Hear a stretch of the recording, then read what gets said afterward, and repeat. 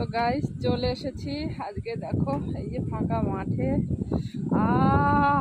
কি যে মানে লাগছে গো, এত সুন্দর হাওয়া দিচ্ছে। এই যে আমবাগান দেখো, আর এই যে হচ্ছে গাটি কচু ক্ষেত। দেখো যে গাটি কচু খাও তোমরা, ইলিশ মাছ দিয়ে খেতে খুব সুন্দর সেই গাটি কচু।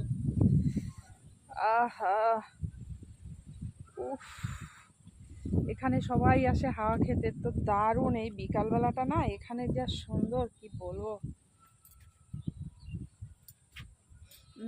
তো আমিও এলাম একটু হাওয়া খেতে, আর একটু ফাঁকা মাঠে এলে সত্যি ভালো লাগে।